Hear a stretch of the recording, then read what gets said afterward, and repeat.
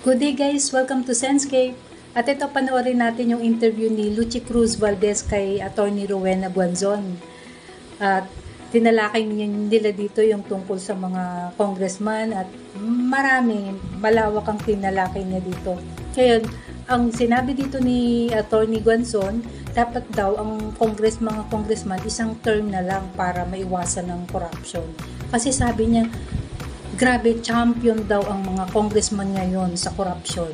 Kasi nga naturuan ni Romualdez. Tapos magtalino pa kung paano gumawa ng pera, mag-money launder. Kunyari, pupunta sila sa casino, magkakasino sila, magpapapalit sila ng chips na let's say 500M. Ipapatalo nila yung 100M, ika-cashback nila yung 400M, tapos nila through check. I-deposit nila sa iba't ibang bank account. O di ang linis nga naman, money laundering ang ginagawa nila. Meron pa siyang ito napansin ko lang dito sa sa interview ni Lucy. Parang pansin ko to kay Lucy, parang hindi siya ayaw niya sa mga Duterte kasi medyo yung tono niya dito keso yung yung mga Duterte daw parang nasasangkot sa corruption. Ngayon sabi naman ni attorney Guanzon, hinahanapan nila ng corruption ng mga Duterte, then ba't hindi nila imbestigahan? Diba? Put them in investigation. Kasuhan nila kung mayroon silang makikitang mali. Diba?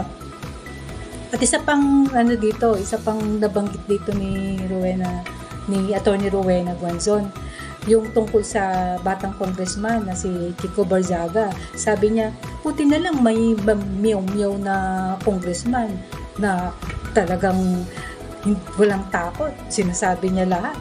Diba? Tinanong siya ni Lucy Cruz. Sabi niya kung ano daw ang tingin niya dito sa batang to, kung seryoso ba o may sabi niya. Hindi, sabi ni Rowena Guanzon, ginagawa niya yan because it's a form of protest. It's a performing arts, and it's a figure of speech. Kaya para sa kanya, gusto niya yung ginagawa ng bata. At least meron siyang sariling paninindigan, di ba? Panoorin natin to, guys. The presidency, because some sectors are also saying change must happen, government must correct itself, but we should make sure that there should be no more Duterte in government. Oh, so ikaw, anong basa mo naman? Sino ba yung nagsasabi na no more Duterte? Maraming ganun sa mga protest ganito may DDS, gusto din may naman, church, at saka syempre yung left, di ba? Gusto din naman lang kasi sila mag-presidente. Alam nyo, hindi ba demokrasya ito? Hindi ba ito pagdamihan ng boto? Galit kayo kay Sara Duterte kasi hindi nyo talaga kaya. Kahit anong gawin nyo, anong ginawa ngayon ng mga congressman. Pinasa ang budget niya without any question. Courtesy na daw. Hina mo kung ano kayo ka. Mga balimbing kayo. Wala pa nga 2027 lalaro na kayo kasi baka sakaling magpresidente yari kayo. That's how you read it? Yeah. Na pumapwesto na para nakita na nila na nawala na ng poder. Parliamentary courtesy. Bull. Yung impeachment nyo. Yung mga quadcom nyo dyan, mga tawag ng tao, tuwadcom. Alam mo, no other institution of government is so vilified by the people than this House of Representatives. Ang hirap talaga ng Representatives. I caught your word. Tao, wala na talaga silang dangal. Nakakahiya na. Ginoo ko, nakakahiya na. Parang, ano ba yan? Parang ayoko na mag-congressman. Parang, if you have any sense of decency at all, stop! Stop your kickbacks! Di ba kayo nahiya niyan yung mga apo nyo, mga nyo, nadadamay yan? Stop it! Kaya ang gusto nyo lang, not another Duterte. Bakit? Gusto nyo, iba? Sino? Sino ang gusto nyo? Sige, I will answer you, but you answer me now. Sino ba ang gusto nyo para alam ko rin kung sino ang boboto ko? Wag. Si Ma'am Aquino? Not another Aquino. Sabi nyo, wala nang dilawan. Sino? Si Sharon Cuneta. Pwede, diba?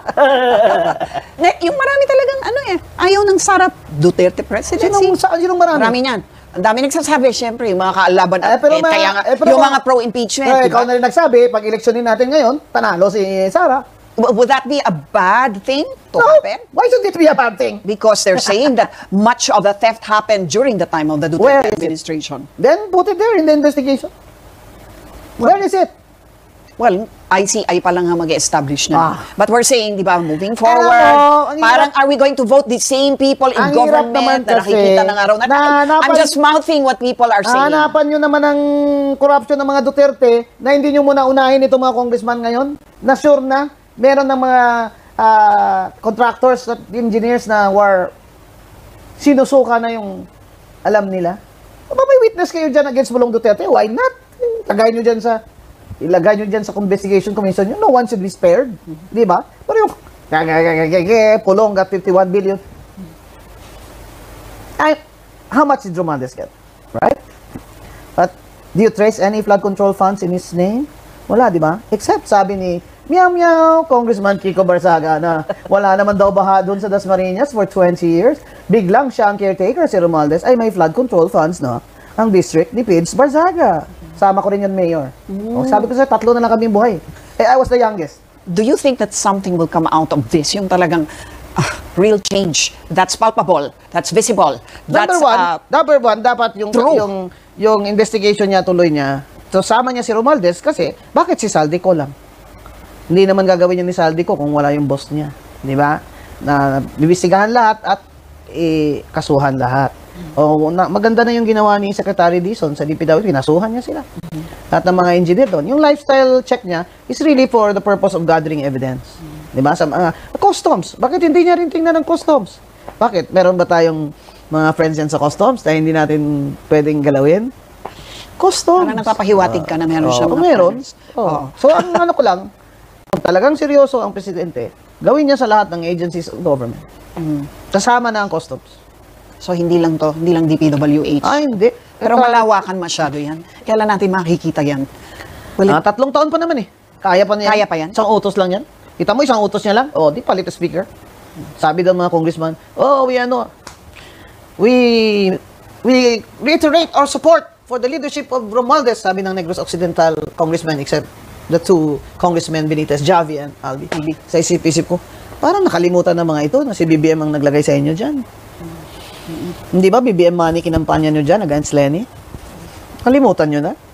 Kaya I came out in Negros, Digicast, na I support the call of Congressman Albi Benitez to end corruption in the country. Diba? Sabi na, si Rowena Gonzalo, pag naupo yan, mangurakot din yan. Hindi, iupo mo ako. Tingnan natin. Diba? Kaya nga ako ayaw pa upuin ni Romualdez eh. Alam niya. Maaga pa siguro ako naka-privilege speech dahil alam ko na yung 3%. Eh, anong gagawin niyo sa akin pag sinabi ko? Sumi, privilege lahat ang sasabihin ko dyan during a session. Kahit sabihin ko, kawatan kayo lahat dito. Maybe they'll call a recess, but I already said it. But I like this meow congressman. Bakit? He's satire eh. Sabi nila, he's unwell. But he's been dismissed as somebody with some mental illness. He's unwell, he's ganyan. He's not sick. He's creative. This is his form of protest. It's satire. I'm running for speaker against Romualdez, sabi niya. Anong punto niya? Nagpapabida lang ba siya? Or meron ba siyang punto? Kasi kung may punto siya, hindi pa natin alam kung anong punto. No, it's a form of protest. Well, it's a figure of speech. What he is doing is performing arts. I want to meet him actually on Monday. I already told somebody, tell him I want to meet him. I want to have a video with him. Do you think he's serious? No, he's not. It's satire. Pero well, he doesn't look like he's satirically serious. And he doesn't care because you people don't vote for him. It's his district who vote for him. And wala siyang kalaban doon. Kasi matagal na silang entrenched doon. Pero ako, buti na lang, may meow ako na congressman sa Cavite. Buti na lang, my friend Pids produced a son like this. I mean, you don't think he's turning in his grave, ha? You gotta be a little cuckoo to go against Romualdez. Di ba? I mean, in the house. Pero, it's a figure of speech. They're just saying is, siraulo, chuchuchuchuchuchu. Eh kayo, hindi kayo siraulo, mga kawatan lang kayo. Ganon. You're all sane, but you're crooks. Do you think that the government, the administration right now, or the Congress right now, is more corrupt than the past Congress? Of course. I think this is like, this one is the champion. This one gets the trophy of trophies. Because, tinuruan nga sila ni Romualdez eh. Ito na yung worst nung time ni Duterte. Kahit anong sabihin nyo kay Duterte, JK, mamatay tao, ganyan, nagmumura, pero takot sila kay Duterte magnakaw ng hayag-hayagan kasi mumurahin sila ni Digong. Takot sila. Ito, pinsan niya, sagot mo kami, boss, ha? Hindi sila takot. Di ba? Kaya, itong invention na ito, ng insertion, at insertion fee, at flood control, at rock netting, ito, tingnan nyo mabuti, you trace the budget. Nangyayari lang ito since 2022. But of course, Diskaya started in 2016. Anong and sabi started niya? to get their billions. Anong sabi by niya? 2019. Tinanong siya, bakit nung panahon ni Digong wala kang ganun?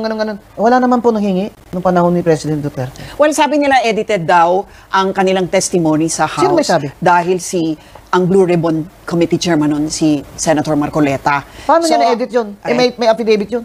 Yun ang... Ako, abogado kasi ako eh. Sabi kayo ng sabi dyan, pero anong nakalagay sa affidavit? Di ba yung marunong magbasa yung Diskaya na yun bago niya pinirma niya? Tagalog pa nga daw yun eh.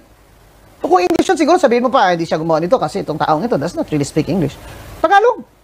Ang sabi nila, yung notaryo daw, expired to naman talaga si Congressman Redon, parang hindi naman kita estudyante. Paano naging expired yung notaryo? Yung mga notaryo is until December, ganyan. At saka you know the rules. Kahit expired yung notaryo, peke yung notaryo, valid ang dokumento ko. That's the Supreme Court rule. Naman, trying so hard naman to discredit Diskaya. Sino pa ang lalabas na whistleblower kung ganyan kayo? Uy, pag-usapan natin yung whistleblower. Pwede ba maging whistleblower yung mga kumitang mga kontratista? Why not? At pati sila Bryce Hernandez. Why not? Rin. Hindi naman siya whistleblower, si Bryce. Kasi it was under oath na naipit na siya and then she's saying these things. Pero ngayon, gagawing state witness. Ang whistleblower talaga is Diskaya. Kasi si Diskaya was not even yet responded in anything, pero decided decided to tell. So what about So state the witness? Diskaya should be Pwede yan. protected by the laws on whistleblowers, and there's an ombudsman rule on immunity. For whistleblowers? Yeah. And what about state witness? Pwede bang mag-state witness yung mga katulad nila Bryce Hernandez? Yes, since they are not the most guilty. Si Bryce naman, tagadala lang yun ng pera. Kahit na bilyon yung dinala. Inuutosan nila yung magkasino para mag-money laundering. Kaya siya nagkakasino, sinabi ko na to eh. Let's say, 500 million ang binigay sa kanya. Chips, palit niyang chips. Patalo siya, 100 million. Cashback niya, chips back, 400 million. Bigay sa kanya, cheque. O let's say sa different checks. Deposit siya in several bank accounts. Di malinis na. Money laundering. Kayo naman, hindi nyo agad nakita, it's not his gambling. It's the question, why was he gambling? If he has $500 million, why will he even gamble? Because he was told to lose it in the casino so that they can money launder the rest of the money. Pero bakit siya may Lamborghini? Sino? Si Bryce Hernandez. Well, he got to share. But he's small fry. Let's talk about the Secretary of DPWH, Bonoan. Why did you just resign? Why are you not responded in these cases? Well, he will be now. He should Because be. Ping Lacson named him Hindi already. pa siya marunong mag-mathematics. He should be, It's gotta be a crime, if you don't know how to do math. And you're Secretary of DPWH. Do you think that we will see big names actually jailed, Well, convicted, put in bilibid for plunder? in 3 years, Yeah. kung talagang gusto ni Bongbong, why not? And then he can leave the presidency with head high.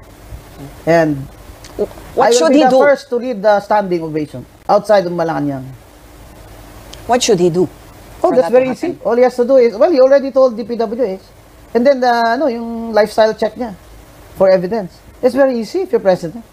You have control of all the government agencies. Pero ang daming nare-reverse Mga makukonvict sa Sandigan Bayan, pagdating sa Court of Appeals, wala na-reverse. No? That's due process. Minsan nga sa ombudsman, okay. But that's the rule of law. Well, kaya nga, how do we know? So the evidence. It's the evidence gathering. But that that's will crucial. take time. That's the thing. Yeah, but he can start. That's his job. Do we expect Bongbong Marcos to make miracles? No.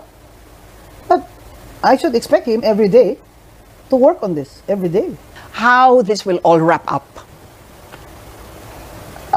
How how I want it to wrap up is I want this to be a stage for the next reform. And I hope VP Sara is listening because she's the woman to beat.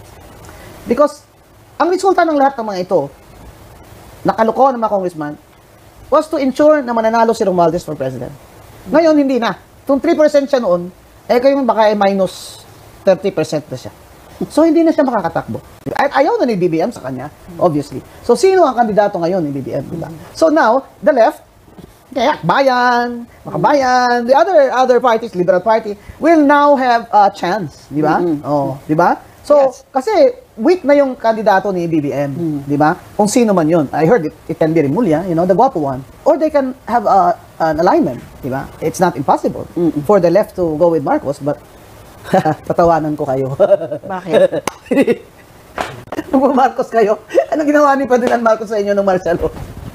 That's very funny if you align with BBM. But, again, BBM is not going to run for president anymore. So, it will He depend can't. Yeah. who his candidate is. So what will happen? Romualdez is out. It's the stage for reforms in the next term. And I hope VP Sara is listening. Because this is a serious, extraordinary stage in Philippine politics. The people are sukang-suka na sa corruption. And she has the character na matatakot din yung mga tao niya sa kanya na mangungurakot siya. Parang si Digong. Yung confidential fund na yun, set up yun. Binigyan sa confidential fund, hindi sila marunong mag-liquidate. Never mind that. But this should be the stage for reform. So whoever runs, sana, ay mag-commit naman sila sa taong bayan na walang corruption sa term namin. Just keep on fighting. Just keep on having the fire for your country. Kasi wala na. Wala na. My generation is, wala pa. Sunset years na kami. Ano pa ba ang mabibigay namin sa country? Ano pa ba? Yung iisipin mo, ang mayayaman. Magkano ba talaga ang sukdulan niyang yaman nyo? Talagang, it's really, even the families should be, bakit noon natuto naman ng mga mayayaman na hindi ganyan ng luho ng mga anak? Nung araw, hindi naman ganito. Kasi nga, nag-materialistic na. Kasi nga, open na yung eyes nila sa mga western, yung mga signature chuchu. Wala naman nung araw, wala kami TV. And we own the electric plant. I didn't even know that, I knew we own the electric plant. That ayon tatay ko may TV kasi bobo daw kami. We will be stupid. Sabi nga ni Bishop David, di ba, power porn. Pinuflaunt na kasi na yun talaga ang Oo nga eh. Yun na nga, and kaninong kasalanan yan? Di ba sa parents? Yung mga nepo babies na yan. Pride nyo rin kasi na yung anak nyo nag-Hermes. Nakakahiya kayo. Di ba? Kung mag-Hermes kami, matanda na kami. So, Kami naman bumili nun eh. Hindi naman namin ninakaw. Di ba? Yung mga anak nyo, 16 years old, Hermes? Down, head to toe? Kadiri kayo. Patay balahibo ko. Grabe. So, ang dyan, i-reform talaga ang institutions of government. I tell you, pag one term lang, kahit 4 years ang congressman, walang magkikickback. It won't be worth it. Pinabayaan niya. So, how did we come to this? BBM must take responsibility and now make serious reforms. Kaya pa naman, Mr. President. 3 years, kaya pa. Kaya pa, but you really have to work every day.